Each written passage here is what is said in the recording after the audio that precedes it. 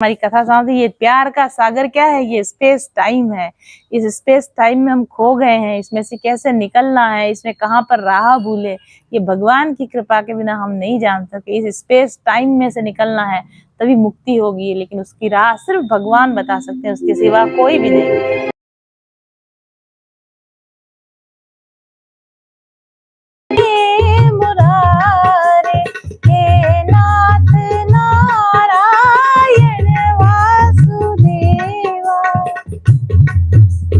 श्री कृष्ण गोविंद हरे मुरारे, हे नाथ नारायण वासुदेवा। पितु मात स्वामी सखा हमारे, पितु मात स्वामी सखा हमारे, हे नाथ नारायण वासुदेवा।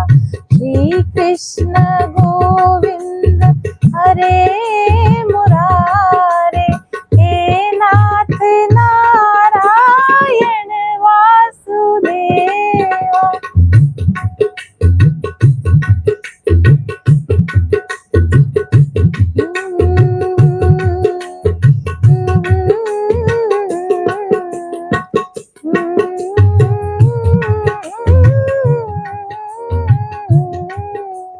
श्री कृष्ण गोविंद हरे मुरारे, हे नाथ नारायण वासुदेवा। हरे कृष्णा। 3 दिन के थोड़े लंबे अंतराल के बाद आज हम फिर से प्रभु चर्चा, प्रभु स्मरण के लिए लाइव टेलीकास्ट रिज्यूम कर रहे हैं चैनल पर। मैं वीकेंड ब्रेक के लिए गई थी, इसलिए कल कथा नहीं कर पाई थी।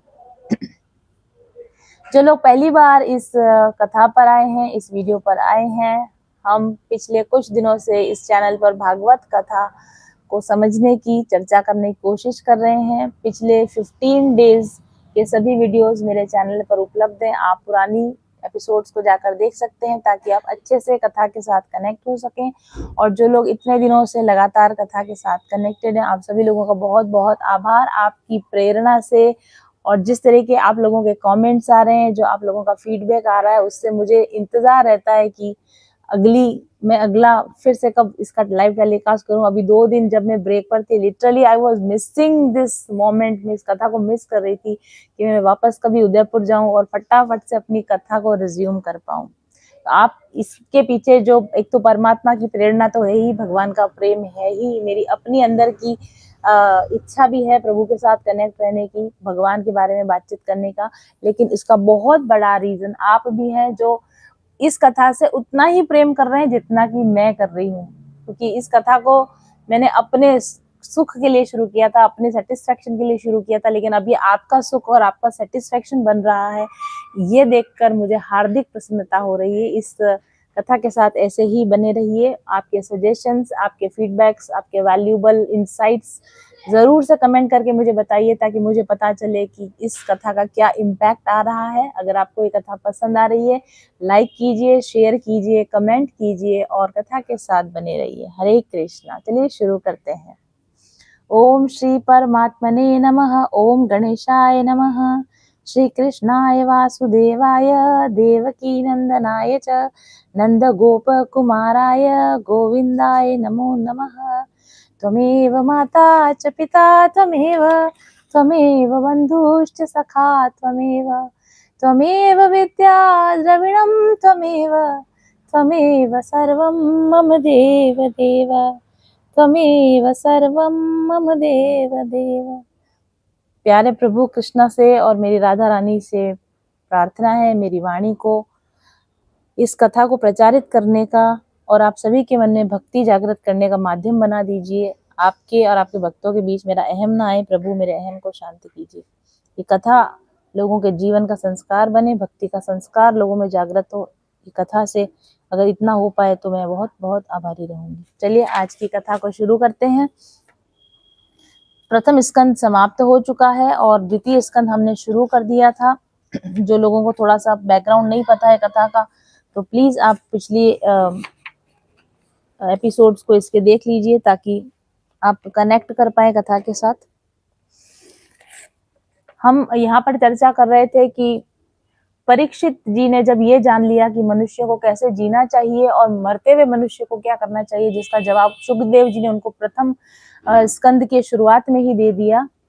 और उसके बाद में परीक्षित जी सवाल करते हैं कि सृष्टि का निर्माण कैसे हुआ, और इस पर सुखदेव जी वही आंसर करते हैं जो नारद जी ने एक बार ब्रह्मा जी से पूछा था, और ब्रह्मा जी ने उनको जिस तरीके से जवाब दिया था वो क्या आंसर था उसको सुखदेव जी परीक्षित को समझा रहे हैं। मैंने आपको समझाने की कोशिश की और मैंने आपको ये भी बताया कि क्यों जरूरी है हमारे लिए जानना। जब अगर सबसे ज्यादा जरूरी भगवान का नाम लेना ही है, भक्ति करना ही है, तो प्रभु ने सृष्टि रचना कैसे की, क्या किया, इस सारी डिटेल को जानने का क्या फायदा, ये बिना बात की इंफॉर्मेशन हम क्यों गैदर करें। तो इस पर भी हमने चर्चा की थी पिछली कथा में। बिना बात की चर्चा नहीं है, काम की चर्चा है। इसके पीछे क्या कारण है जानना चाहते हैं तो आप पिछली वाली कथा को देख लीजिए। तो ये बहुत जरूरी है कि हम ये जाने कि भगवान ने सृष्टि की रचना क्यों की और कैसे की। तो इसी बात को हम आगे बढ़ाते हैं। थोड़ा सा इससे रिलेटेड मैं आपको बैकग्राउंड समझा देती हूँ। और इससे पहले एक क्वेश्चन आया था मेरे पास में, मेरी बहुत ही प्यारी व्यूअर हैं, सब्सक्राइबर हैं, मेरी स्टूडेंट रही हुई है, टैरो कार्ड लर्निंग उन्होंने मुझसे की है। उनका अपना चैनल है यूट्यूब लर्निंग का, यूट्यूब रीडिंग्स देने का, वाव इनसाइट के नाम से, देवांगी उनका नाम है। वो कथा के साथ भी लगातार जुड़ी हुई हैं। और उन्होंने मुझसे एक क्वेश्चन किया था जो हम सभी के मन में आता है। मैंने ये कहा था आपको पिछली कथा में, ये कहा था कि भगवान को सृष्टि रचना करने की इच्छा हुई, तो सृष्टि की रचना भगवान की इच्छा से हुई है। और मैंने आपको ये भी कहा था एको अहम बहुश्याम, भगवान एक ही थे और एक से अनेक होना चाहते थे, इसलिए उन्होंने सृष्टि रचना की इच्छा की। इस पर हमने चर्चा की थी। और देवांगी जी का प्रश्न आया था, भगवान भी इच्छा करते हैं, भगवान इच्छा क्यों करते हैं, भगवान ने ऐसी इच्छा ही क्यों करी। उन्होंने कहा कि भगवान खुद भी इच्छाओं के दास हैं। भगवान तो खुद ही, हमसे कहा जाता है कि इच्छाओं को छोड़ दो, इच्छाओं का त्याग कर दो, भगवान खुद भी तो इच्छा करते हैं। तो और भगवान ने इच्छा ऐसी क्यों करी, हम सबको इतना पचड़े में क्यों फंसा दिया, सृष्टि की रचना करके हम सबको इतना पचड़े में क्यों फंसा दिया। देखिए इस बात का जवाब है जो कि मुझे उसी दिन, जिस दिन देवांगी जी ने परसों, उस दिन फ्राइडे के दिन एक क्वेश्चन किया था, उसी रात को मेरे पास उनका आंसर का डाउनलोड आया था। लेकिन मैं उस समय उसको, क्योंकि मुझे बाहर जाना था, तो मैं उसको नोट करना भूल गई थी कि क्या जवाब मिला था। और फिर उसके बाद में मैं यही भूल गई कि मुझे क्या मैसेज आया था। तो मैं कल से परेशान हो रही थी कि वो कुछ आया तो था मैसेज, लेकिन क्या आया था याद नहीं आ रहा था। फिर लेकिन जैसे ही मैंने इस पे थोड़ा ध्यान लगाया तो मुझे याद आ गया कि वो इस क्वेश्चन का आंसर मेरे को मिला था, और मैंने उसको फिर रात को नोट कर लिया था। तो देवांगी जी के लिए भी और आप सबके लिए भी, हमारे लिए भी, जिनके मन में इच्छा आती है कि भगवान ने इतना पचड़ा बनाया क्यों, दुनिया बनाने वाले क्या तेरे मन में समाई, तूने काहे को दुनिया बनाई, तूने काहे को दुनिया बनाई। तो ये क्वेश्चन बहुत पुराने समय से चला आ रहा है, हम सबके मन में आता है। जो डाउनलोड हुआ है मैसेज, में उसको बता रही हूँ ये सही है या गलत है, ये मेरी अपनी ओपिनियन नहीं है, ये मैसेज मुझे मिला है, उसको मैं आपको देने की कोशिश कर रही हूँ। देखिए क्वेश्चन है कि भगवान ने सृष्टि की रचना अगर इच्छा से की तो ऐसी इच्छा भगवान ने की ही क्यों। सॉरी, मेरे को अपना थोड़ा गले को सूद करने के लिए दवाई खानी पड़ती है।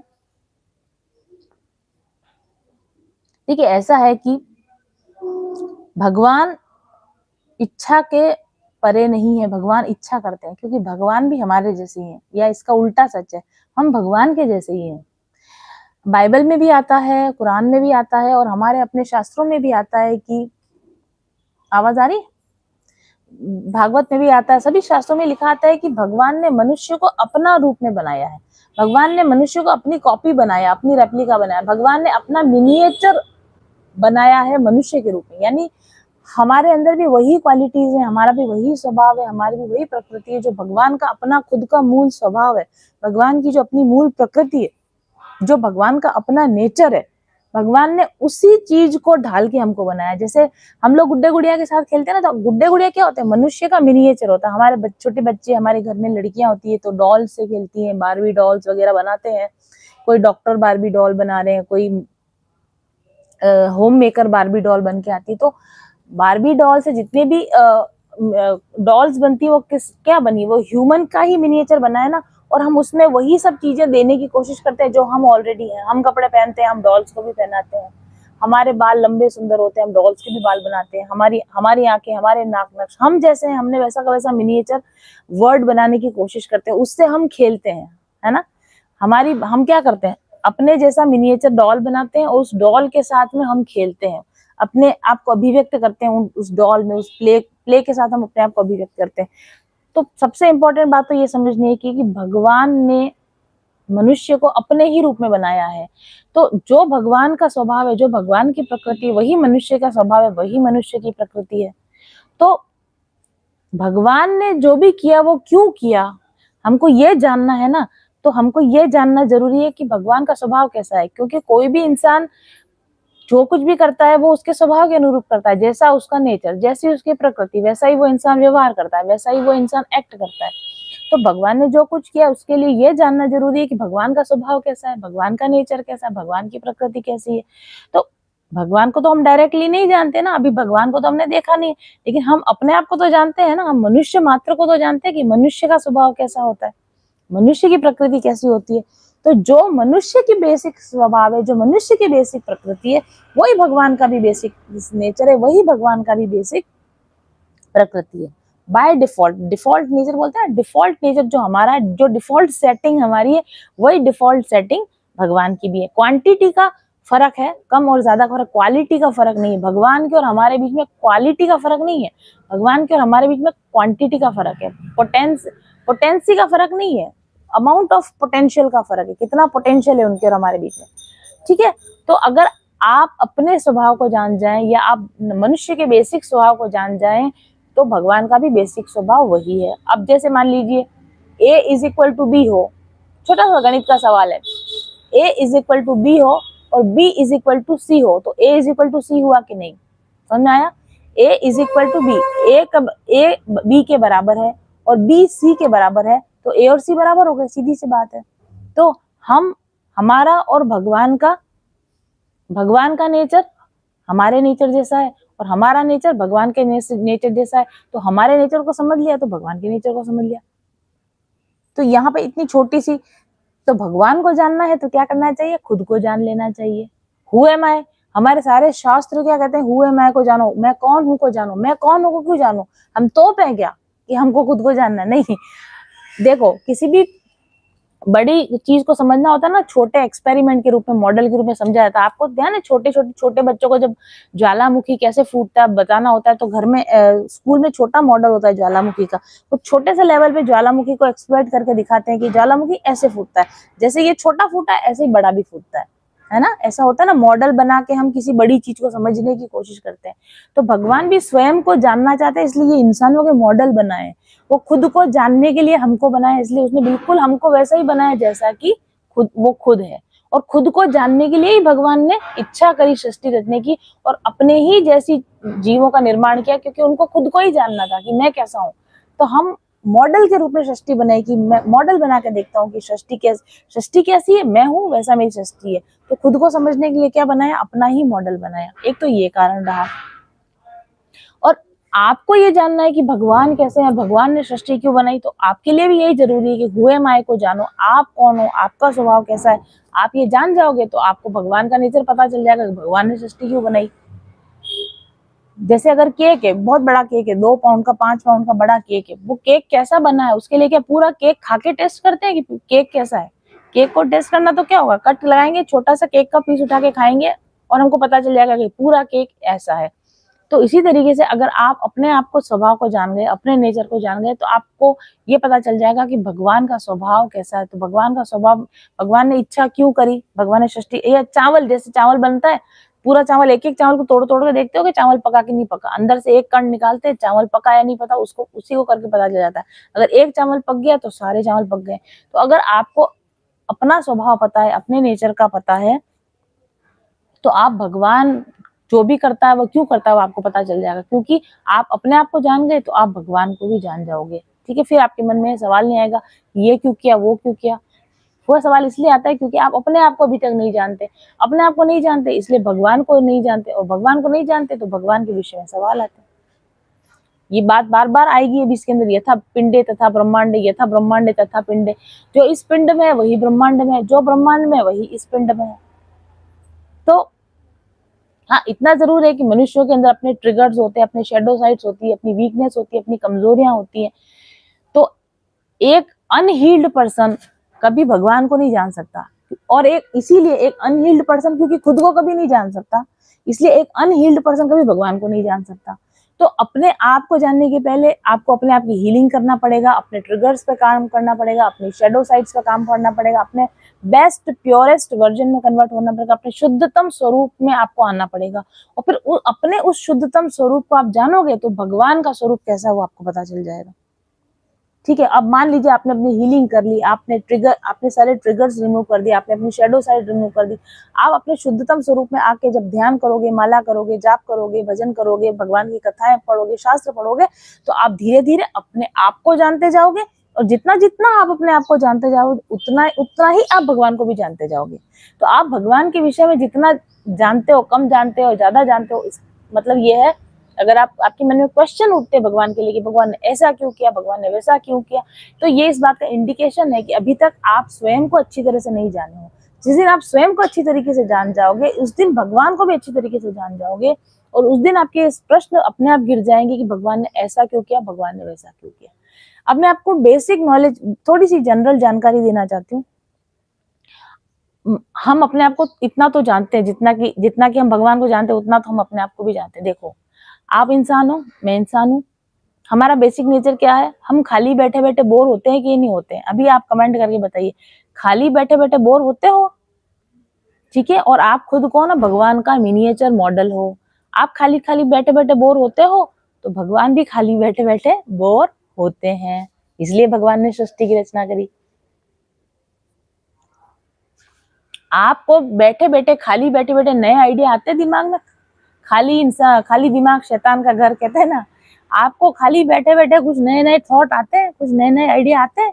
तो भगवान भी जब खाली बैठे बैठे बोर होते हैं तो उनको भी नए आइडिया आते हैं, उनको भी लगता है ये बना दूं, वो बना दूं। कभी कभी खाली बैठे बैठे लगता है बैठे बैठे क्या करें, चलो कुछ प्रोजेक्ट हाथ में ले लिया, कुछ स्वेटर बुनते हैं, कोई पेंटिंग करते हैं, कोई नई डिश ट्राई करते हैं, कुछ नया घर में कुछ सफाई कर, कुछ करने की इच्छा होती है खाली बैठे बैठे। जब बहुत टाइम तक खाली बैठे बैठे बोर हो जाते हो, रेस्ट भी कर लिया, नींद भी आ गई, आराम भी कर लिया, ब्रेक भी ले लिया, फिर उसके बाद में लगता है अब बहुत बोर हो गए, अब कुछ करें, फिर कुछ नया करने की इच्छा होती है, यस और नो? तो फिर भगवान भी ऐसे योग निद्रा से उठते हैं, रेस्ट करके उठते हैं, तो वो भी बोर हो जाते हैं, तो फिर उनको भी लगता है खाली बैठे क्या करें, बैठे बैठे क्या करें, करना है कुछ काम।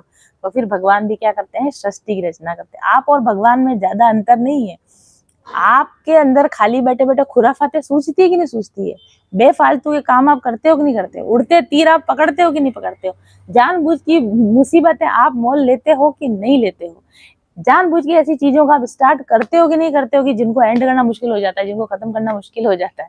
तो हमारे प्यारे ठाकुर जी भी ऐसे ही हैं। हमारे प्यारे ठाकुर जी खुराफाती हैं, खाली बैठे बैठे उनको खुराफात सूझती है, इसलिए वो सृष्टि की रचना करते हैं। ठीक है, देखो, आप जिसको प्यार करते हो उसको टीज करते हो, उसको खिजाते हो, उसको टेस्ट करते हो, देखे ये मेरे से प्यार करता है कि नहीं करता है। तो भगवान भी यही करते हैं, इंसानों को बना देते हैं, फिर इनको बैठे बैठे टीज करते हैं, इनके टेस्ट लेते हैं कि देखे ये मेरे को प्यार करता है कि नहीं करता है, देखे इसका ध्यान मेरी तरफ चाहता है कि नहीं चाहता है। आप ये चाहते हो कि नहीं चाहते हो कि लोग आपसे प्यार करें? आप ये चाहते हो कि नहीं चाहते हो कि लोग आपसे जुड़े रहें? आप ये चाहते हो या नहीं चाहते हो कि लोग आपके होकर रहें, आपसे सच बोलें, आपका धोखा ना दें, आपसे झूठ ना बोलें, आपसे सच्चा प्रेम करें? आप ये सब चाहते हो ना? तो भगवान भी यही सब चाहते हैं कि उन्होंने जिनको बनाया वो उनसे झूठ ना बोलें, सच बोलें, सच्चा प्रेम करें। वो नहीं करते हैं तो वो बैठे बैठे उनको भी खुराफात आती है कि क्यों नहीं कर रहा मुझसे प्रेम, क्यों बोल रहा है मुझसे झूठ, क्यों नहीं आ रही इसको बुद्धि, क्यों नहीं आ रही इसको अक्ल। तो वो बैठे बैठे वहां से टेस्ट भी लेते हैं, टीज भी करते हैं। जो आप कर रहे हो वही आपका भगवान कर रहा है वहां ऊपर बैठे बैठे, यथा पिंडे तथा ब्रह्मांडे। आपकी इच्छा होती है ना कि आप अपने आप को खूबसूरत प्रेजेंट करो लोगों के सामने, और फिर लोग आपके बारे में क्यूरियस हो, ये कौन है, ये कहाँ से आए? आपको मजा आता है ना जब लोग आपके बारे में क्यूरियस होते हैं, आपके बारे में जानना चाहते हैं और आपकी रेस्पेक्ट करें। ओ वाह, अच्छा आप इतने पढ़े लिखे हो, अच्छा आप ये करते हो, ओ वाह। लोग आपको, आपके लिए वाव करें, लोग आपको रेस्पेक्ट करें, लोग आपकी केयर करें। आप चाहते हो ना ऐसा? तो आपका भगवान भी ऐसा ही चाहता है कि मेरी तरफ आकर्षित हो, लोग मुझसे प्रेम करें, लोग मेरी रेस्पेक्ट करें, लोग मुझे देखकर वाव बोले। आपका भगवान भी यही चाहता है, इसीलिए वो ये सारी सृष्टि रचना करता है। आपको चेंज पसंद है ना? कुछ एक ही काम, एक ही मोनोटोनस काम करते करते करते करते बोर हो जाते, बस बहुत हो गया, आप कुछ नया करेंगे। तो आपका भगवान भी यही चाहता है, नई नई सृष्टि की रचना करता रहता है भगवान भी, क्योंकि आप भी ऐसे ही हो, इसलिए आपका भगवान भी ऐसा ही है। और कई बार ऐसा भी होता है ना कि कुछ चीज हमने शुरू करी, फिर रायता फैल गया, बहुत केओस हो गया, फिर आप बोर हो जाते हो कि बस बंद करो यार, परेशान हो गया, मेरे से नहीं होता अभी। तो फिर ठाकुर जी भी ऐसा ही करते हैं, सृष्टि रचना करते करते करते समय बीत जाता, केओस क्रिएट हो जाता है, एंट्रोपी क्रिएट हो जाती है, पूरे सिस्टम में गड़बड़ हो जाती। फिर ठाकुर जी बोला बहुत हो गया, मुझसे ये सृष्टि नहीं होगी, वापस समेट कर बैठ जाते, योग निद्रा में सो जाते हैं। हम भी तो ऐसा करते हैं, काम किए करा है, काम को बंद कर मेरे से नहीं होता, बंद करके हम भी चद्दर तान के हम भी सोते हैं कि नहीं सोते? तो हमारे ठाकुर जी भी सो जाते हैं। ठीक है, कभी कभी आप भी ऐसा करते हो ना कि बस ब्रेक लेते हो, अभी कुछ नहीं करूंगा, बीच में ब्रेक का टाइम, अभी कुछ नहीं होगा।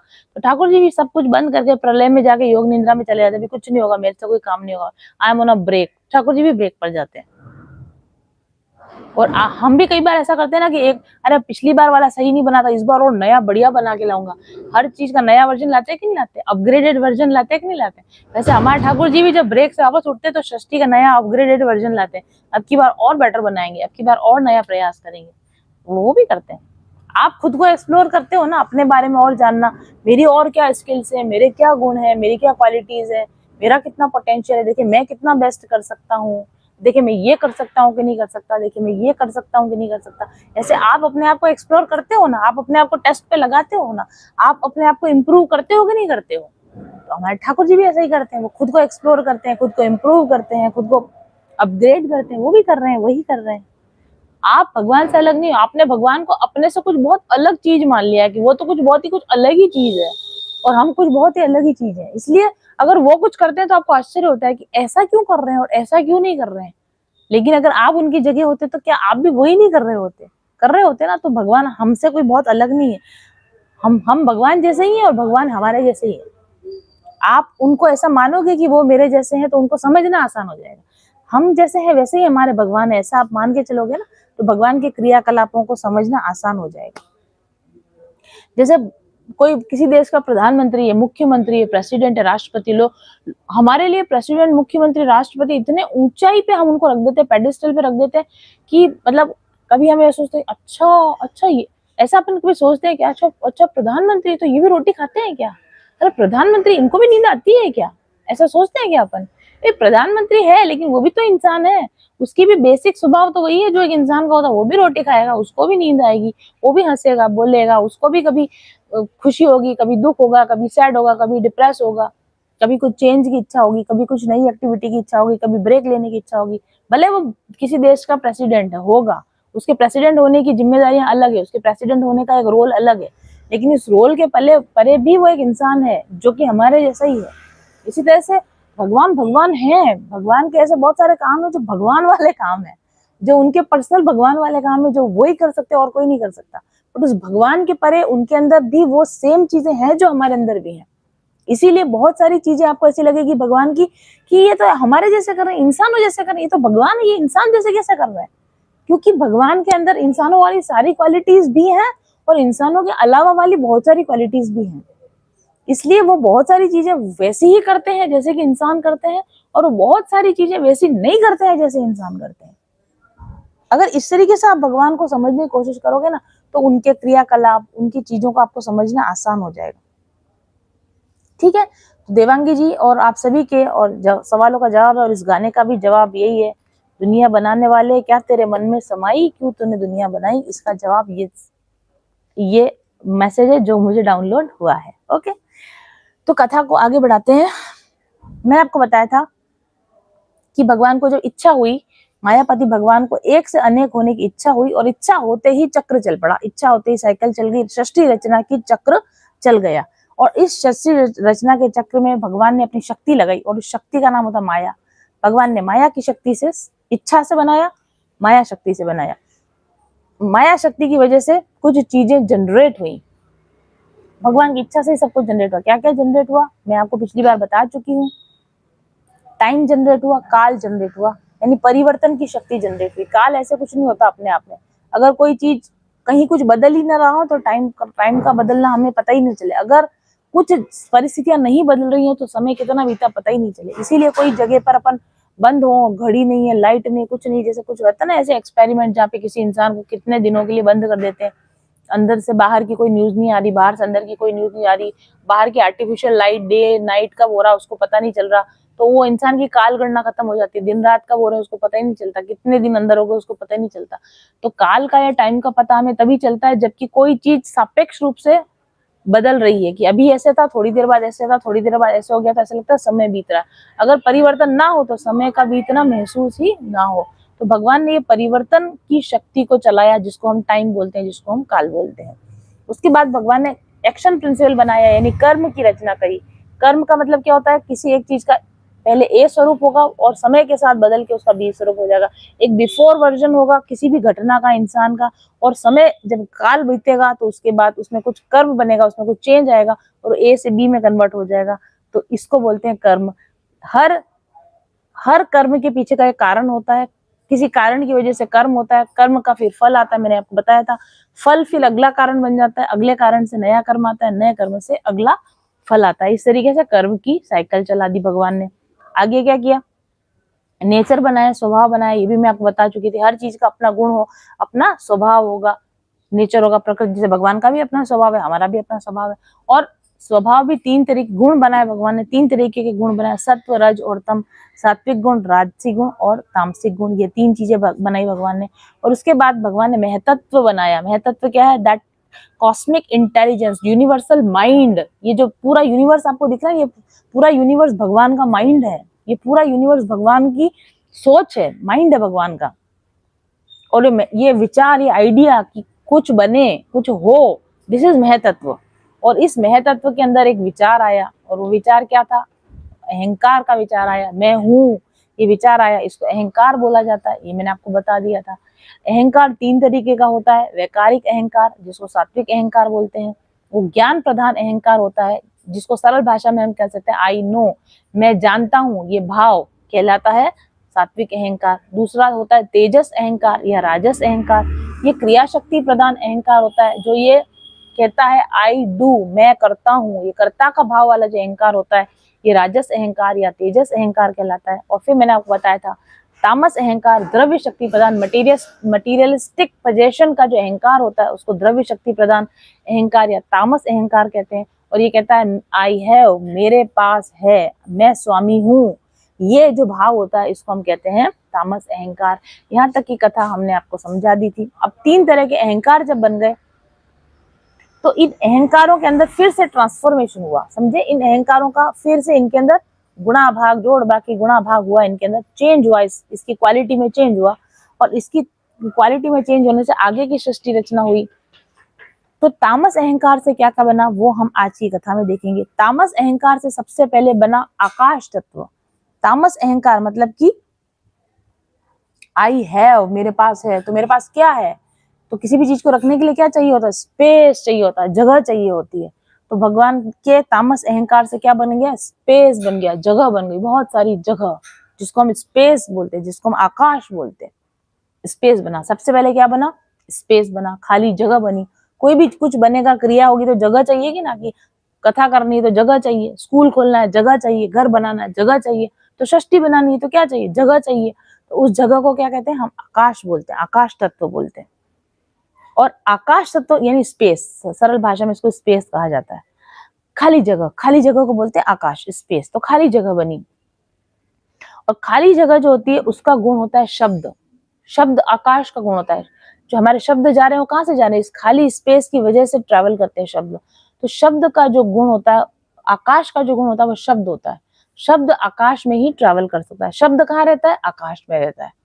कोई भी चीज हम बोलेंगे तो कहाँ रहेगा, आकाश में रहेगा। इसलिए आकाश का गुण क्या हुआ, शब्द। ध्वनि, ध्वनि किसका गुण है, आकाश का गुण है। शब्द से क्या बना, ध्वनियां बनी, तरह तरह की ध्वनियां बनी, वाइब्रेशन। ओम, ये आकाश में नाद आया, इसको नाद बोलते हैं ना। शुरुआत में क्या था, नाद था, शुरू में क्या था, ओम था, शुरू में और कुछ भी नहीं था। ये ओम कहाँ से कहाँ था, आकाश के अंदर था। आकाश ही ओम है, ओम ही आकाश है। तो ये बड़ा एम्प्टी स्पेस जिसकी अपनी एक नाद है, जिसकी अपनी एक ध्वनि है, जिसको हम नाद बोलते हैं, जिसको हम ध्वनि बोलते हैं, वो बना सबसे पहले। जिसको हम हिंदी मतलब मैं आपको साइंस में समझाऊं तो जो स्ट्रिंग्स बनी, सबसे पहले स्ट्रिंग्स किसकी बनी, ध्वनि की स्ट्रिंग्स बनी।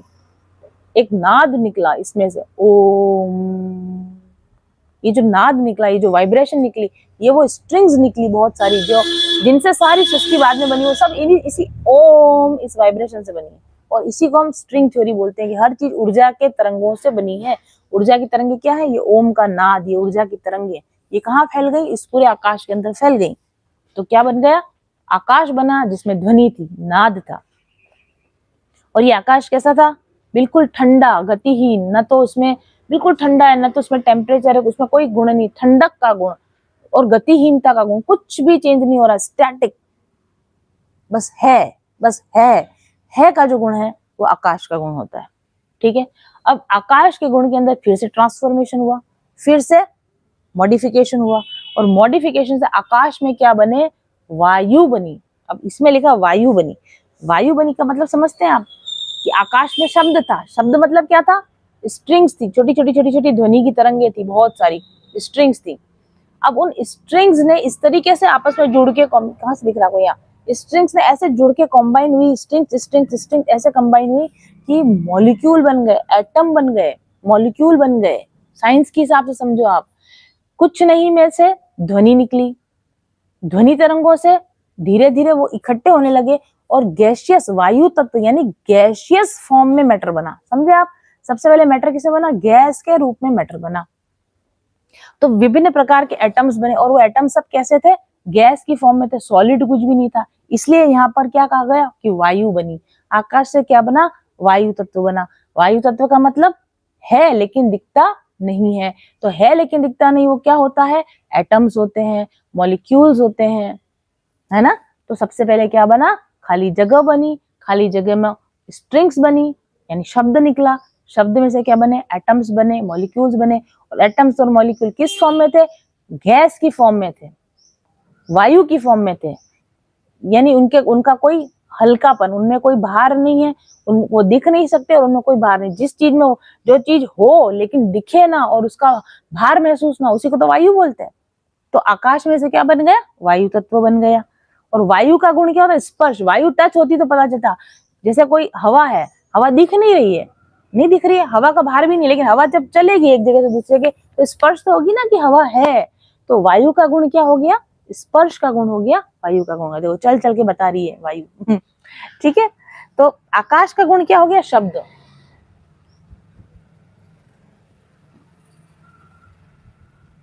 आकाश का गुण क्या हो गया, शब्द। ये तो ज्यादा ही वायु चल गई, वायु का नाम लेती वायु चल गई। पवन पुत्र हनुमान जी रुको, रुको, रुक गए। तो समझ आ गया, वायु बनी, वायु बनी। वायु का शब्द क्या है, वायु का गुण क्या है, स्पर्श। और वायु क्या घेरती, जगह घेरती। साइंस में सब पढ़ते हैं कि सिद्ध कीजिए कि हवा स्थान घेरती है, पढ़ा है ना पहले छोटी छोटी क्लासेस के अंदर, छोटे छोटे प्रयोग करके बताते थे। हम एक ग्लास लेंगे, उसको उल्टा करेंगे, वो तो वायु स्थान घेरती, ये तो आपको 6th क्लास से पता है। तो भागवत में भी यही लिखा हुआ है कि वायु जो है वो स्पर्श का गुण है उसका, और वायु स्थान घेरती है। और वायु का गुण होता है गति, वो एक स्थान से दूसरे स्थान पर गति करती है। गैस के कण है तो एक जगह से दूसरी जगह क्या करेंगे, मूव करेंगे। आकाश मूव नहीं करता, लेकिन आकाश के अंदर वायु होती है, और वायु स्पर्श का फील करवाती है, और वायु गति करती है। ठीक है, ये बात समझ में आ गई। ऐसा लग रहा है जैसे कि मैं साइंस का क्लास ले रही हूँ, साइंस का लेक्चर ले रही हूँ। और उसके बाद फिर वायु तत्व में विकार हुआ, यानी कि वायु तत्व में विकार हुआ का मतलब कि जो एटम्स बने, मॉलिक्यूल्स बने, उनमें आपस में रिएक्शन होना शुरू हुआ। सबसे फर्स्ट रिएक्शन कैसे होगा, जब एटम्स में क्या है, गति है, तो एटम्स इधर जा रहे, उधर जा रहे, उधर जा रहे, तो टकराएंगे, एक दूसरे से टकराएंगे। टकराएंगे तो क्या होगा, घर्षण होगा, है ना। घर्षण होगा तो क्या निकलेगी, टेम्परेचर निकलेगा। दो चीजें जब आपस में टकराती हैं, घर्षण करती हैं, तो क्या निकलता है, टेम्परेचर निकलता है। टेम्परेचर को इसमें क्या बोला है, अग्नि तत्व। आगे बात समझे, तो वायु में विकार से क्या बना, अग्नि तत्व बना। तो कितनी सिंपल भाषा है, वायु से विकार बनेगा तो अग्नि ही बनेगी, क्योंकि वायु का मतलब ही है गैसियस एटम्स, गैसियस मॉलिक्यूल्स, वो आपस में रगड़ खाएंगे तो टेम्परेचर बनेगा, टेम्परेचर बनेगा तो कहेंगे अग्नि तत्व बन गया, टेम्परेचर जनरेट हो गया। अभी तक आकाश कैसा था, बिल्कुल ठंडा था, लेकिन जैसे ही वायु आया और वायु के एटम्स आपस में घर्षण करने लगे तो क्या बन गया, टेम्परेचर आ गया। और उसके साथ में देखो, जब दो चीजें बहुत तेजी से टकराती है ना तो चमक भी उत्पन्न होती है, लाइट उत्पन्न होती है। तो चमक बनी, लाइट बनी, तो पहली बार कुछ चीज दिखा। अब तक कुछ दिख नहीं रहा था, आकाश कुछ भी नहीं, आकाश दिखता नहीं है, वायु दिखती नहीं है, लेकिन लाइट दिखती है, लेकिन चमक दिखती है। तो इसलिए अग्नि का गुण क्या हुआ, रूप, जो दिखता है वो क्या हो गया, अग्नि का गुण, वो रूप हो गया। तो सबसे पहले आकाश बना, ठंडा और गतिहीन था, शब्द उसका गुण था, उसमें से निकले वो एक आता तो आकाश में से निकले वायु जी। वायु जी का गुण क्या है, स्पर्श है। वायु जी में क्या था, एटम्स थे, मॉलिक्यूल्स थे। वायु जी के जो मॉलिक्यूल्स है उन्होंने घर्षण करना शुरू किया, तो टकराए तो क्या बना, टेम्परेचर, टकराए तो क्या बना, चमक। तो उसमें से क्या निकली, अग्नि, टेम्परेचर, रूप। तो अग्नि का गुण कैसा होता है, रूप का गुण होता है। अग्नि का गुण होता है लाइट होती है, अग्नि का गुण होता है चमक का गुण होता है। और बाइबल में भी ये लाइन लिखी हुई है, लेट देयर बी लाइट। आप लोगों को अगर पता ना हो तो मैं आपकी जानकारी के लिए बता दूं कि मैंने सिर्फ हिंदी शास्त्र ही नहीं पढ़े, हिंदू शास्त्र, सनातन शास्त्र ही नहीं पढ़े हैं, भगवान की बहुत महती कृपा से मैंने कुरान भी पढ़ी है, मैंने बाइबल भी पढ़ी है, मैंने पारसी धर्म, मतलब जितने भी दुनिया के ग्रंथ हैं, बौद्ध ग्रंथ, जैन ग्रंथ, पारसी धर्म वाले ग्रंथ, मैंने सारे ग्रंथ पढ़ लिए हैं। तो किसमें किसमें क्या क्या लिखा है तो मुझे पता है। तो बाइबल में एक लाइन आती है, लेट देयर बी लाइट, शुरुआत नहीं आती, जेनेसिस में आती है, लेट देयर बी लाइट। भगवान ने कहा कि लाइट हो और लाइट आ गई। तो बाइबल कहाँ से शुरू होती है, लेट देयर बी लाइट से, लेकिन हमारे उसके भी 3 स्टेप पहले से पृथ्वी का, सृष्टि का बनना बता रखा है कि भगवान ने इच्छा करी, इच्छा में से अहंकार बना, अहंकार से वायु बना, आकाश बना, आकाश से वायु बना, वायु से बनी लाइट। तो लेट देयर बी लाइट, वो यहाँ पर बताते हैं, ठीक है। तो भाई अब पहले क्या था, फिर सिर्फ शब्द था, वही कहते प्रारंभ में केवल शब्द था, शुरू में सिर्फ एक शब्द था। ये भी कहीं सुनी होगी आपने लाइन, पहले सबसे पहले क्या था, सबसे पहले कुछ नहीं था, सबसे पहले शब्द था, शब्द ब्रह्म था, ऐसा कहते हैं। तो सही बात है, सबसे पहले शब्द ब्रह्म ही था। That means strings, energy strings थी, शब्द ब्रह्म स्ट्रिंग्स थी, एनर्जी की स्ट्रिंग्स थी। उसके बाद शब्द ब्रह्म था, शब्द ब्रह्म में से स्पर्श ब्रह्म बना, स्पर्श ब्रह्म में से फिर रूप ब्रह्म बना, ठीक है। और उसके बाद में देखो क्या हुआ, अग्नि का गुण क्या होता है, अग्नि का गुण होता है रूप, प्रकाश, चमक का गुण होता है। अब अग्नि के अंदर देखो ऐसा होता है कि आकाश के अंदर केवल एक ही गुण है, शब्द का गुण है, लेकिन वायु क्योंकि अग्नि में से, वायु क्योंकि आकाश में से निकली है, इसलिए वायु में आकाश का गुण भी होगा और एक प्लस एक्स्ट्रा गुण भी हो जाएगा। तो वायु के अंदर आकाश का गुण क्या है, आकाश का गुण है शब्द। तो वायु में शब्द होता है, वायु चलती है तो शब्द आता है, कान में आवाज आती है ना, वायु साए साए की जो आवाज आती है, इसका मतलब वायु में क्या है, आकाश का गुण शब्द भी है और अपना खुद का एक पर्सनल गुण भी है। वो क्या है, स्पर्श, टच होने का गुण। तो टच होने का गुण भी है, तो वायु में 2 गुण हो गए, शब्द का गुण हो गया और टच का गुण हो गया। तीसरा होती है अग्नि। तो अग्नि किससे बनी है, ओरिजिनली आकाश से बनी, तो अग्नि में आकाश का गुण भी होगा, अग्नि में वायु का गुण भी होगा और अग्नि में अपना एक खुद का पर्सनल गुण भी होगा। तो अग्नि के अंदर क्या हो गया, शब्द भी हो गया, आकाश का गुण, अग्नि जोर से आवाज करती है, जब जलती है तो और तर तर तर तर की आवाज आती है, तो अग्नि में शब्द का गुण भी है। अग्नि का स्पर्श का गुण, वो तो पता है, अग्नि को टच करोगे पता चल जाएगा, स्पर्श होगी अग्नि से तो पता चलेगा, आग को टच कर गए तो अग्नि में स्पर्श का गुण भी होता है और अग्नि में प्रकाश भी होता है, ये एक उसका पर्सनल गुण है जो कि वायु में नहीं है, आकाश में, उसमें उसके अंदर है। तो अग्नि में 3 गुण हो गए। उसके बाद में आगे चलते हैं, अग्नि में विकार होता है। अग्नि में विकार होता है तो क्या बनता है, देखो अग्नि में विकार का मतलब है कि टेम्परेचर में अप एंड डाउन हुआ, टेम्परेचर में अप एंड डाउन हुआ, यानी टेम्परेचर कभी हाई जा रहा है और कभी लो जा रहा है। तो जब टेम्परेचर हाई चला जाता है तो जो भी वायु में, जो वायु के जो आपस में, अभी वायु तो बन गई, एटम्स तो बन गए, तो एटम में केमिकल रिएक्शन शुरू हो जाती है, केमिकल रिएक्शन शुरू हो जाती है। और कभी कभी टेम्परेचर डाउन चला जाता है तो डिफरेंट तरह की केमिकल रिएक्शन होती है, तो एटम्स डिफरेंट तरीके से बिहेव करते हैं। जब टेम्परेचर सम रहता है तो एटम्स डिफरेंट तरीके से बिहेव करते हैं, और जब टेम्परेचर हाई होता है तो एटम्स डिफरेंट तरीके से बिहेव करते हैं। ये तो सबको ही पता है, जैसे पानी होता है, नॉर्मल टेम्परेचर पर क्या रहेगा, लिक्विड रहेगा, तरल रहेगा, टेम्परेचर को नीचे कर दो तो ठोस बन जाएगा, आइस बन जाएगा, और टेम्परेचर को हाई कर दो तो वही पानी क्या बन जाएगा, भाप बन जाएगा।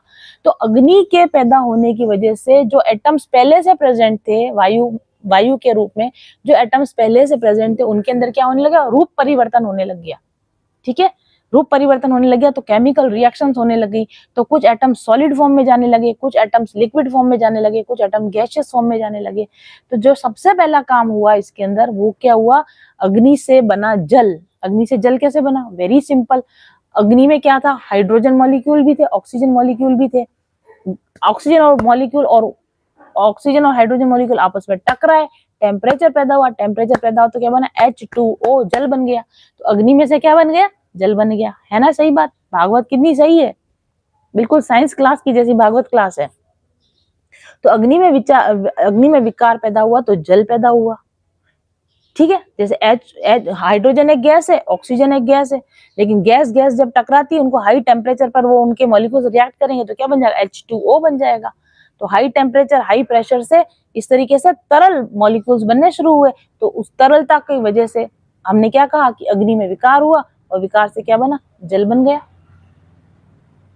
अब जल का गुण क्या है, जल का भी गुण है, जल का गुण होता है रस, क्योंकि तरल है। तो जल का क्या होता है, रस पैदा हुआ। अब तक देखो आप सब ड्राई था, आकाश ड्राई, वायु ड्राई, अग्नि ड्राई। तो पूरी सृष्टि कैसी थी, ड्राई सृष्टि थी, ड्राई डे था। लेकिन फिर बाद में क्या बना, तरल सृष्टि का निर्माण हुआ, पहली बार तरलता आई सृष्टि के अंदर। तो इसलिए जल का गुण क्या हुआ, रस का गुण हुआ। अब जल जो कि वायु से बना है तो इसमें जल जो कि अग्नि से बना है तो इसमें आकाश का भी गुण होगा, वायु का भी गुण होगा, अग्नि का भी गुण होगा, और प्लस खुद का एक और गुण हो जाएगा। तो जल के अंदर कौन सा गुण है, शब्द का गुण। जल बहता है तो आवाज करती है कल कल कल कल। तो जल की क्या हुई, अपनी आवाज होती है। तो जल में शब्द होता है, जल में स्पर्श होता है, जल को टच करोगे पता चलेगा हाथ गीला हो गया। तो जल का इसका मतलब क्या है, जल में स्पर्श है।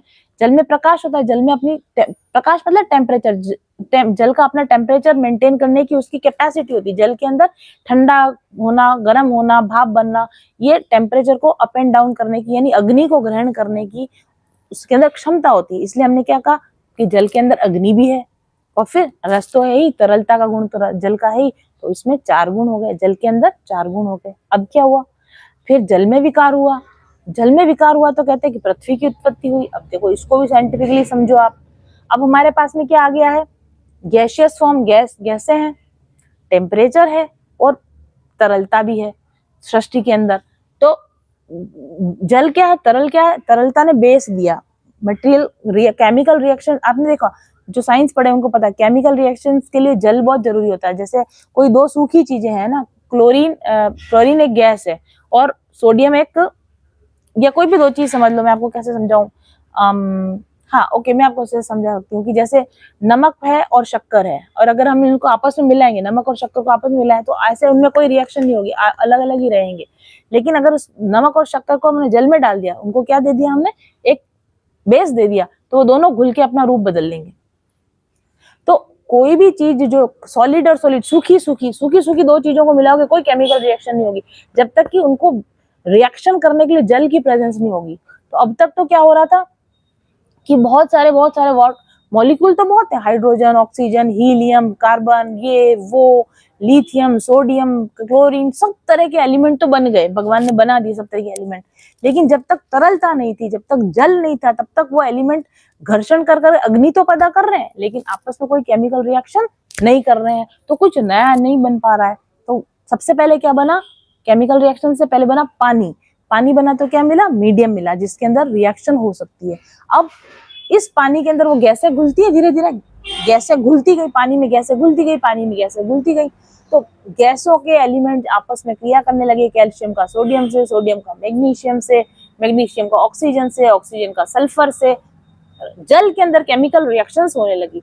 जब जल के अंदर केमिकल रिएक्शंस होने लगी, टेम्परेचर था ही, पानी था ही, गैसें जल में घुलती चली गई, केमिकल रिएक्शन होते चले गए। केमिकल रिएक्शन होते होते तो क्या बनी, बहुत सारा मटेरियल बन गया, जैसे कैल्शियम कार्बोनेट, मैग्नीशियम सल्फेट, है ना। तो सॉलिड बना, पहली बार सॉलिड कुछ चीज नजर आई कि वाह ये सॉलिड चीज। जैसे आपने देखा चूना पत्थर, कैल्शियम कार्बोनेट जो समुद्र में से निकलता है, कैल्शियम कार्बोनेट वहां पर चट्टान होती है, तो चट्टान का गुण क्या है, पृथ्वी का गुण। तो सबसे पहले सॉलिड मटेरियल कब बना, जब पहले जल बना, फिर जल के अंदर केमिकल रिएक्शंस हुई तो उससे क्या बने, सॉलिड मटेरियल पैदा हुआ, इसलिए कहा कि पृथ्वी बनी। पृथ्वी मतलब सॉलिड मटेरियल, सरफेस बनी, कोई सॉलिड सरफेस बनी, तो इसको कहा कि पृथ्वी की उत्पत्ति हुई। तो जल में किसकी उत्पत्ति हुई, पृथ्वी की उत्पत्ति हुई। तो स्थूल सृष्टि बनी, पहली बार वो देख सकते हैं आंखों से कि हाँ ये कुछ बना है, तो ये सृष्टि बनी, स्थूल सृष्टि बनी। और पृथ्वी का गुण क्या होता है, गंध का गुण होता है। पृथ्वी में स्मेल होती है, केमिकल्स में स्मेल होती है ना, कोई भी केमिकल को उठा के देखो तो सूंघोगे तो उसमें स्मेल होती है, उसके अंदर अपनी हर एक केमिकल की अपनी गंध होती है। जल में कोई गंध नहीं होती, लेकिन जल में कोई भी केमिकल मिला दो, कोई पदार्थ मिला दो तो उसमें स्मेल आती है। तो ये गंध का गुण किसका है, पृथ्वी का गुण है। तो इस तरीके से अब पृथ्वी तत्व की उत्पत्ति होगी। तो हम कहते हैं ना पांच तत्वों से शरीर बना है, 5 तत्वों से सृष्टि बनी है। तो ये 5 तत्व कैसे बने, आपको समझ में आ गया। ये एक के अंदर विकार हुआ, दूसरा बना, दूसरे में विकार हुआ, तीसरा बना, और सारी सृष्टि बनी। और जल के अंदर अब कौन से गुण होंगे, जल के अंदर शब्द का गुण होगा। कोई भी सॉलिड मटेरियल जो होता है वो आपस में रगड़ेगा, शब्द आएगा उसके अंदर। स्पर्श का गुण होता है, मटेरियल के अंदर स्पर्श कर सकते हो। मटेरियल के अंदर टेम्परेचर अप एंड डाउन करने की क्षमता होती है, तो उसमें प्रकाश का गुण भी हुआ, अग्नि का गुण भी हुआ। रूप होता है, हर मटेरियल का रूप होता है, व्हाइट कलर है, कैसा कलर है, कैसा टेक्सचर है, वो सब तो रूप भी होता है उसके अंदर। और इसके अलावा गंध भी होती है, मटेरियल की गंध भी होती है। अब तक की सब चीजों में गंध नहीं थी, अब मटेरियल आया तो गंध भी आ गई, ठीक है। तो इस तरीके से रासायनिक क्रियाएं होने लगी, उससे सॉलिड मटेरियल बना। और इस तरीके से पृथ्वी का अपना गुण क्या था, पृथ्वी में भार होता है। पृथ्वी के अंदर क्या होता है, भार होता है, वेट होता है पृथ्वी के अंदर। तो और पृथ्वी भी जगह घेरती है, ये पृथ्वी का गुण होता है। तो इस तरीके से ये 5 तत्वों की रचना हुई भगवान के द्वारा। अभी बैठे बैठे सिर्फ सोच ही रहे हैं, सोचने में इतना कबाड़ा कर दिया है भगवान ने, ठीक है। तो सबसे पहले अब हमारे जो साइंस में भी कहा जाता है कि स्ट्रिंग्स, सबसे पहले स्ट्रिंग्स थी, स्ट्रिंग से ही सारी चीजें बनी है। तो यहाँ पर भी यही हुआ, शब्द से ही पूरी सृष्टि की रचना हुई। अब समझ में आ गया आपको, शब्द से सृष्टि कैसे बनी, शब्द से सृष्टि ऐसे बनी। और शब्द कहाँ से आया, शब्द आकाश से आया। और आकाश कहाँ से आया, अहंकार से आया। और अहंकार क्या है, भगवान का विचार है। तो सब कुछ कहाँ बन रहा है, भगवान के विचार में बन रहा है। हैंस प्रूव्ड कि जो कुछ भी है वो भगवान का विचार है, विचार के अलावा कुछ भी नहीं है। और भगवान की माया है, ये सब भगवान की माया है, असली में ये कुछ भी नहीं है। तो तामसी सृष्टि, अब ये जो सब बनी इसको क्या कहेंगे, तामसे अहंकार से बनी, इसलिए इसको सबको क्या कहेंगे, तामसी सृष्टि बनी। तो तामसी सृष्टि क्या होती है, हमेशा सूक्ष्म से स्थूल की तरफ चलती है। छोटे से बड़ा बड़ा रूप लेते हैं, बड़ा बड़ा विशाल रूप हो जाते हैं। बड़े बड़े चट्टाने, बड़ी बड़े पर्वत, बड़े बड़े महासागर कैसे बने, उस सूक्ष्म शब्द से बने। इसलिए तामसी सृष्टि जो होती है हमेशा क्या चलती है, सूक्ष्म से स्थूल की ओर चलती है, ठीक है। तो आकाश का गुण क्या है, आकाश को अब आज की मॉडर्न साइंटिफिक लैंग्वेज में समझो, जो लोग समझ सकते हैं उनके लिए, इतना जो लोग ले मैंने जो बेसिक साइंस ही समझ सकते हैं उनके लिए जो मैंने अब तक डिस्क्रिप्शन दिया, आपके लिए इतना समझना भी बहुत अच्छी बात है। लेकिन जो लोग फिजिक्स केमिस्ट्री पढ़े हुए हैं, माधवी जी जैसे लोग, तो माधवी जी जो आकाश है ना, इसको स्पेस टाइम कहा जाता है। आइंस्टीन जिसको स्पेस टाइम बोलता है कि सब कुछ एक स्पेस टाइम के फैब्रिक में बना हुआ है। हमारे साइंटिस्ट क्या बोलते हैं कि स्पेस और टाइम का एक फैब्रिक बना, एक ऐसा कपड़ा बनाया, यूं समझ लो। ये आकाश क्या है, एक कपड़े के समान है। जैसे सब तरफ कपड़ा फैला दिया, जैसे हमने वो किसी चीज की पैकेजिंग करनी हो, गांठ बांधनी हो, तो क्या करेंगे, बड़ा कपड़ा फैलाएंगे, है ना। कोई भी चीज को हमको कुछ बनाना है, कुछ बनाना है, तो हमको क्या चाहिएगा, जगह चाहिएगी। तो वो जगह क्या, एक बड़ा कपड़ा फैलाया भगवान ने, आकाश के नाम का कपड़ा फैलाया। उस कपड़े के अंदर स्पेस है और टाइम है। वो कपड़ा किन ताने बाने से बना है, क्योंकि कपड़ा कैसे बनता है, ताना बना होता है, एक ऐसे लंबा लंबा जाता है और एक ऐसे ऐसे जाता है। तो इसको बोलते हैं स्पेस और इसको बोलते हैं टाइम। जो स्लॉट्स में बांट दिया वो कहलाता है टाइम, और जो लंबाई में है उसको कहलाते हैं स्पेस। तो भगवान ने सबसे पहले आकाश बनाया। आकाश बनाया मतलब स्पेस टाइम बनाया। स्पेस टाइम क्या चीज होती है, आप गूगल करके देख लेना, बहुत मटेरियल है इसके ऊपर, साइंटिस्ट ने बहुत रिसर्च करी स्पेस टाइम के ऊपर। So what is Akash, Akash is space time. जो हमारे वैज्ञानिक कहते हैं कि सब कुछ स्पेस टाइम में बना हुआ है। देखो ना, सारी चीजें स्पेस टाइम में से बनी हुई, जो कुछ भी है स्पेस में ही है, और जो कुछ भी इस टाइम के अंतर्गत ही है। तो जो कुछ भी बना हुआ है स्पेस टाइम के अंदर ही बना हुआ है, तो इसीलिए स्पेस टाइम ही आकाश है। बात समझ आ गई। उसके बाद वायु को क्या बोलते हैं, वायु इज एनर्जी फील्ड, क्योंकि टकराहट हो रही, घर्षण हो रहा है, जो एनर्जी फील्ड फैला हुआ है सब तरफ, ये वायु का गुण है। अग्नि का गुण क्या, इलेक्ट्रोमैग्नेटिक रेडिएशन। ये बात भी हमारे साइंटिस्ट बोलते हैं कि पूरे ब्रह्मांड में सब तरफ क्या है, एक तो स्पेस टाइम फैला हुआ है, वन थिंग, यानी आकाश तत्व फैला हुआ है सब जगह। पूरी सृष्टि में स्पेस टाइम है, यानी आकाश तत्व है। पूरी सृष्टि में एक एनर्जी फील्ड है, यानी वायु तत्व है। पूरी सृष्टि में इलेक्ट्रोमैग्नेटिक रेडिएशन फैली हुई है, इसका मतलब पूरी सृष्टि में अग्नि तत्व है। पूरी सृष्टि के अंदर मॉलिक्यूल्स आपस में मिल मिलकर मॉलिक्यूलर कॉम्प्लेक्सिटी बनाते हैं, यानी जल का गुण है, क्योंकि मॉलिक्यूल बाइंड ही हो सकते हैं। अगर कोई जल नहीं हो तो बाइंडिंग ताकत ना हो, यानी रस, बाइंडिंग ताकत जिससे मॉलिक्यूल बनते हैं। तो इसका मतलब पूरी सृष्टि में क्या है, मॉलिक्यूलर कॉम्प्लेक्सिटी है, मतलब पूरी सृष्टि में क्या है, जल की ताकत है। और उसके बाद पृथ्वी, पूरी सृष्टि में मटेरियल, सॉलिड मटेरियल फॉर्मेशन होती है, कुछ संरचनाएं बनती है, ग्रह बन रहे हैं, तारे बन रहे हैं, नक्षत्र बन रहे हैं, उल्का पिंड बन रहे हैं, ये सब क्या बन रहा है, सॉलिड धरती बन रही है। तो ये पृथ्वी तत्व है, ये सब क्या है, पृथ्वी तत्व है। तो इस प्रकार से पूरी सृष्टि किससे बनी हुई है, पूरी सृष्टि 5 तत्वों से मिलकर बनी है, आकाश, वायु, अग्नि, जल और पृथ्वी। इसी प्रकार से मनुष्य किससे बना हुआ है, 5 तत्वों से मिलकर बना है, आकाश, वायु, अग्नि, जल और पृथ्वी। तो इस तरीके से भगवान ने क्या कर दिया, ये तो मैंने आपको सृष्टि के लेवल पर बनाया, अब मनुष्य के लेवल पर समझो आप।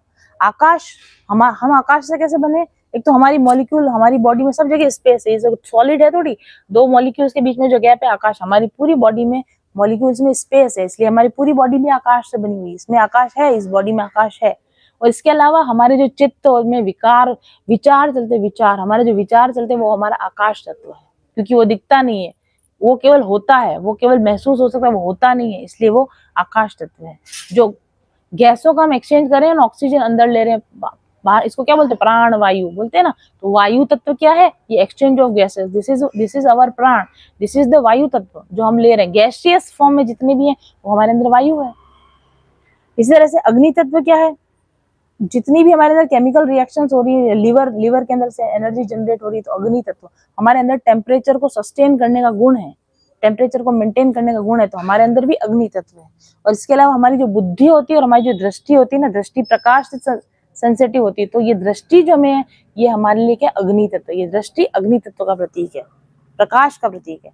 और जितनी भी बॉडी में केमिकल रिएक्शंस हो रही हैं वो जल और पृथ्वी का प्रतीक है, क्योंकि जल और पृथ्वी से ही, जल मतलब तरलता और पृथ्वी मतलब सॉलिड मैटर और जल मिलकर ही तो सारी क्रियाएं कर रहे हैं बॉडी में, चाहे डाइजेस्टिव सिस्टम की क्रियाएं हो रही है या रिप्रोडक्टिव सिस्टम की क्रियाएं हो रही है, मसल्स में कुछ हो रहा है, बोन्स में कुछ हो रहा है, शरीर में कहीं भी कुछ हो रहा है, तो जल और पृथ्वी तत्व की आपस की रासायनिक संरचनाओं से ही हो रहा है। तो इस प्रकार से हमारी बॉडी भी क्या है, इन्हीं 5 तत्वों की बनी हुई है, सृष्टि भी इन्हीं 5 तत्वों की बनी हुई है। तो फिर से वही बात प्रूव हो गई, यथा पिंडे तथा ब्रह्मांडे, यथा ब्रह्मांडे तथा पिंडे। What my point. और जो जल तो है ही, हमारा शरीर लगभग 80% जल से बना हुआ है, तो शरीर जल से बनी। और सॉलिड पार्ट जितना भी है आपका, प्रोटीन जिसको हम बोलते हैं, प्रोटीन, कार्बोहाइड्रेट, ये तो है शरीर के अंदर, प्रोटीन, कार्बोहाइड्रेट और फैट, इससे हमारी बॉडी बनी, तो ये हमारा पृथ्वी तत्व हो गया। तो इस प्रकार से हमारा शरीर भी पंच तत्वों का बना हुआ है, ये सृष्टि भी पंच तत्वों की बनी हुई है। और ये सारी की सारी सृष्टि क्या कहलाती है, तामसी सृष्टि कहलाती है, क्योंकि ये सब तामसी अहंकार से बनी हुई सृष्टि है। ठीक है, आगे चलते हैं। लेकिन समय हो चुका है, लेकिन फिर मैं थोड़ा सा आपको बता देती हूँ। तो यहाँ पर हमने आज जो बात कही वो यहाँ पर मैं आपको स्ट्रिंग थ्योरी समझाने की कोशिश करी, कैसे ऊर्जा की तरंगों से पूरी सृष्टि बनती है। तामसी सृष्टि कैसे बनी है, ऊर्जा की तरंगों से बनी है, तो स्ट्रिंग थ्योरी इसको बोलते हैं। अब आप सोचो कि ये सारी चीजें बन गई, अब ये स्पेस टाइम का फैब्रिक है, okay, this is space time fabric, और इस फैब्रिक के अंदर सब कुछ बना हुआ, वायु, जल, पृथ्वी सब बन गया। तो एक्चुअल में ये क्या बन गया, ये एक तरह का फैला हुआ सा चपटा, फैला हुआ सा एक स्ट्रक्चर बनाना। तो इसको भागवत में कहा गया है कि भगवान ने जब ये सारी रचना करी तो एक विराट पुरुष उत्पन्न हुआ, एक विराट पुरुष उत्पन्न हुआ, जो कि बहुत लंबा, बहुत चौड़ा, बहुत असीम अनंत लंबाई चौड़ाई का था। तो ये क्या बना है, ये जो स्पेस टाइम बना, ये क्या, ये विराट पुरुष नहीं है क्या, जिसके अंदर लंबाई चौड़ाई अनंत है, जिसके अंदर सारे 5 तत्वों के गुण है, जिसमें अहंकार का गुण है, जिसमें सत्व रज तमस का गुण है, ये जो फैब्रिक बना स्पेस टाइम का, जिसके अंदर ये सारे गुण हैं, इसी को भागवत में विराट पुरुष कहा गया है। और इसी को हमारे साइंस के अंदर एम थ्योरी कहा गया है, मल्टी डायमेंशनल यूनिवर्स, यानी कि स्पेस टाइम के अंदर ही सारा कुछ बना गया है, मल्टी डायमेंशनल यूनिवर्स बने, इसको एम थ्योरी कहा जाता है। तो जो भागवत की विराट पुरुष की थ्योरी है वो साइंस की एम थ्योरी है, जो भागवत की सूक्ष्म से स्थूल की ओर बनने की थ्योरी है वो साइंस की स्ट्रिंग थ्योरी है।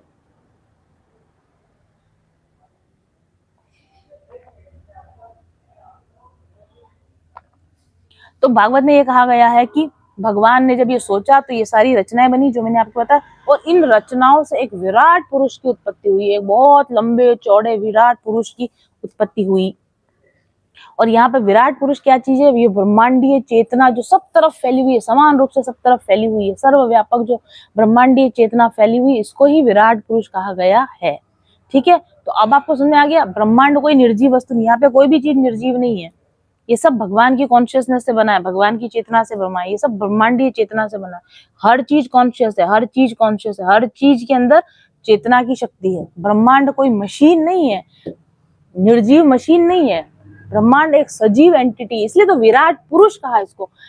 पुरुष मतलब क्या, इंसान। देखो भगवान ने हर चीज इंसानी रूप में ही बनाई, तो ये ब्रह्मांड को भी किस रूप में बनाया, सृष्टि को भी किस रूप में बनाया, अपने खुद के रूप में बनाया, इंसान के रूप में बनाया, पुरुष के रूप में बनाया। पुरुष क्यों कहा, क्योंकि ये कोई ऐसे डेडली मटेरियल नहीं है, डेड मटेरियल नहीं बना, ये सब जीवित एंटिटी है। ये ब्रह्मांड एक बहुत बड़ा पुरुष है, ये ब्रह्मांड एक बहुत बड़ा ह्यूमन बीइंग है समझ लो, या ये भगवान एक बहुत बड़ा एक शरीर है, जैसा हमारा शरीर, यथा पिंडे तथा ब्रह्मांड, जैसा हमारा शरीर है वैसा ही विराट पुरुष है, वैसा ही ब्रह्मांड भी है। सृष्टि, ब्रह्मांड नहीं सृष्टि, ये सृष्टि जो बनी है वो भी एक लिविंग एंटिटी की फॉर्म में बनी है, वो भी जिंदा है, वो भी चेतना है। ठीक है, ये एक जीवित सत्ता है जिसमें हम रह रहे हैं, ये एक जीवित सत्ता है, ये भगवान ही है। भगवान ने ही खुद को विराट पुरुष के रूप में एक्सप्रेस किया।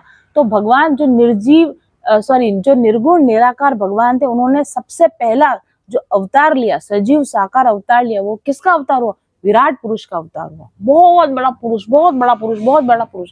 क्या बहुत बड़ा पुरुष, भगवान ने अपनी चेतना को अपना ही रूप देकर वो उसके होने के लिए क्या क्या चीजें चाहिए थी वो उसी के अंदर बना दी, खुद को ही साकार रूप दिया विराट पुरुष का, और सृष्टि बनाने के लिए जो भी मटेरियल था वो उसी विराट पुरुष के अंदर बना दिया। स्पेस टाइम फैब्रिक बनाया जिसको विराट पुरुष का, इसमें वो सब चीजें डाल दी जो सृष्टि के बनाने के लिए जरूरी थी। तो इसी को कहा जाता है विराट पुरुष, कि भगवान ने पहला अवतार किसका लिया, विराट पुरुष। पहली बार कुछ दिखा कि ये कुछ है, this is something, this is virat purush, this is M theory, this is virat purush. यही भगवान का पहला अवतार है, और इसीलिए हम कह रहे हैं अवतार है, ये लिविंग एंटिटी है, डेड नहीं है, ब्रह्मांड मशीन नहीं है, ब्रह्मांड में हर चीज जीवित है, ब्रह्मांड एक जीवित सत्ता है, भगवान स्वयं ब्रह्म है, ब्रह्मांड सृष्टि स्वयं ब्रह्म है, भगवान का ही स्वरूप सृष्टि में। तो भगवान सृष्टि के अंदर भी है, भगवान सृष्टि के बाहर भी है, क्योंकि जो कुछ ये बना हुआ है किससे बना हुआ है, भगवान की से ही तो बना हुआ है, भगवान की सोच का बना हुआ है, तो ये भी भगवान है, और भगवान के सोच के अंदर है, तो इसके भगवान इसके अंदर भी है और भगवान इसके बाहर भी है।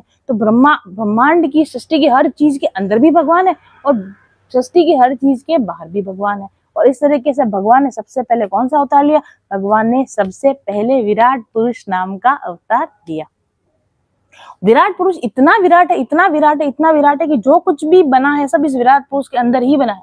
सारी सृष्टि इसी विराट पुरुष के अंदर ही बनी है, और ये विराट पुरुष चेतन है, ये जीवित है, ये भगवान ही है। ओके, और जो भागवत के अंदर इसका विराट पुरुष का वर्णन किया गया है वो थोड़ा सा आपको, मतलब मुझे तो अनसाइंटिफिक लगा, क्योंकि कोई चीज कोई इतनी ज्यादा बड़ी हो कि उसको बताएं कैसे, उसको बताने का कोई तरीका तो हो। मैं और आप तो फिर भी हम थोड़ा 10वीं तक तो हमने साइंस पढ़ी है, तो मैंने फिर भी जो कुछ बताया आपको थोड़ा बहुत तो आपको समझ में आ गया होगा। पहले के लोगों को समझाने के लिए तो इतना भी नहीं यूज कर सकते थे ना, जो टर्मिनोलॉजी मैंने आपके साथ में यूज की उतना भी हम यूज नहीं कर सकते थे।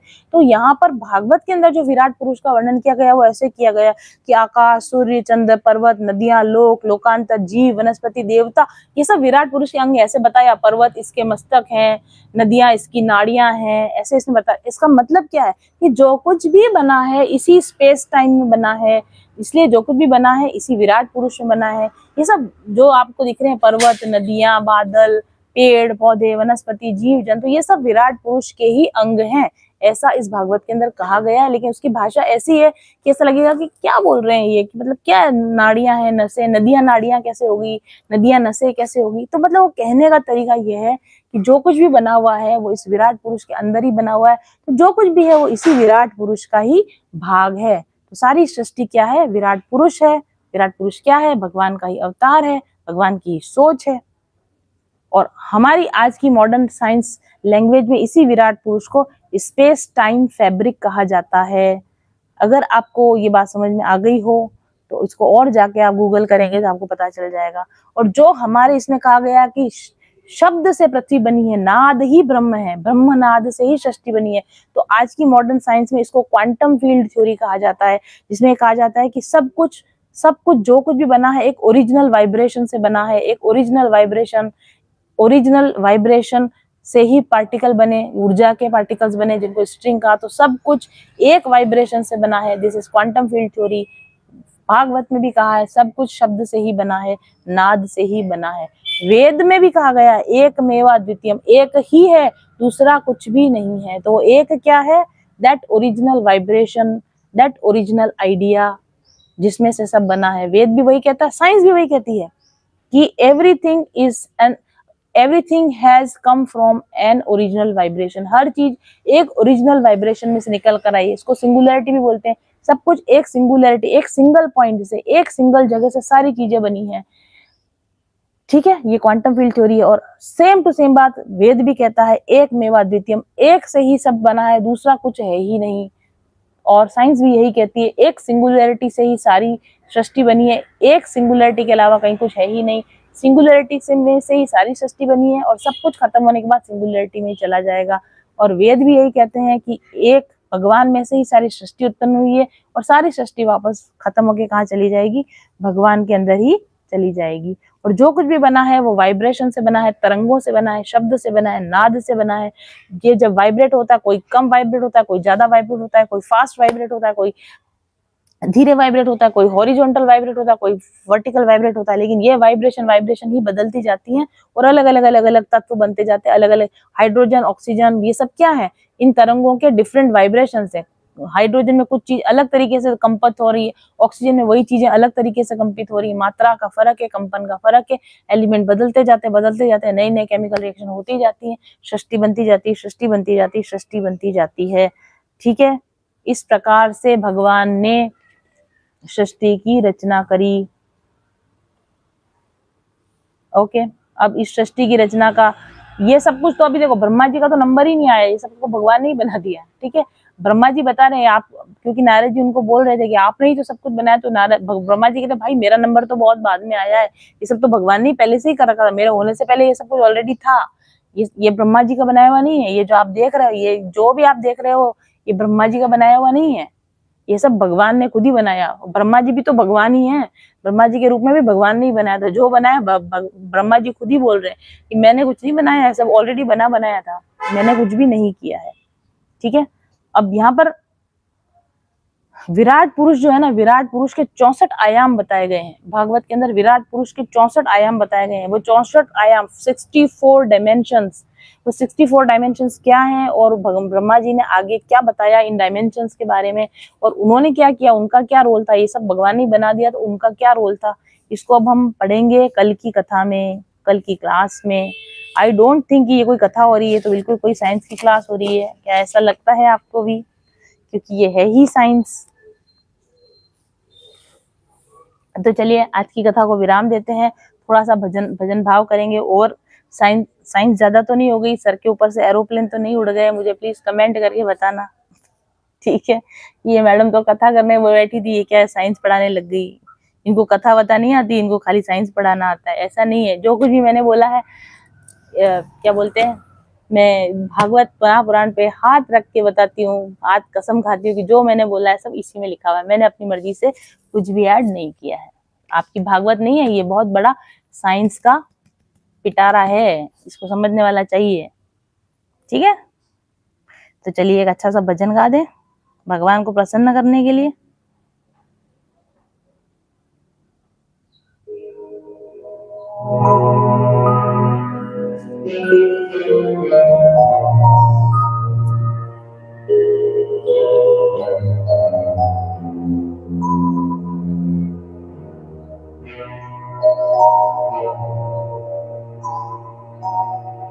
तू प्यार का सागर है, तू प्यार का सागर है, तेरी एक बूंद के प्यासे हम, तेरी एक बूंद के प्यासे हम, लौटा जो दिया तूने, लौटा जो दिया तूने, चले जाएंगे जहाँ से हम, चले जाएंगे जहाँ से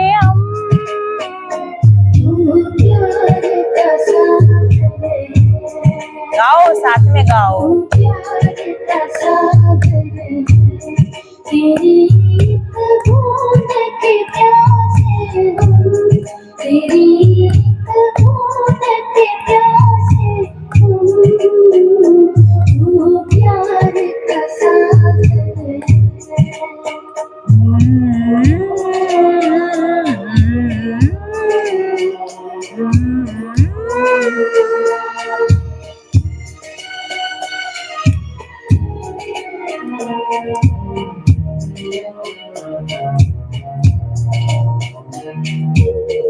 घायल मन का पागल पंछी उड़ने को बेकरार, उड़ने को बेकरार। पंख है कोमल, आँख है धुंधली, जाना है सागर पार, जाना है सागर पार। अब तू ही से समझा, अब तू ही से समझा कि आए कौन दिशा से हम, कि आए कौन दिशा से हम।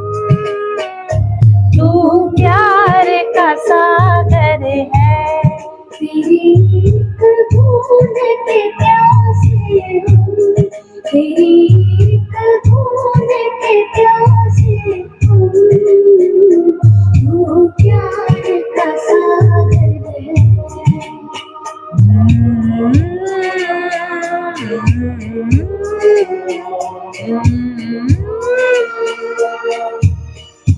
जब आप भागवत को समझेंगे तो इन शब्दों के अर्थ भी समझ में आएंगे, इन भजन के कितने गहरे अर्थ हैं इनके।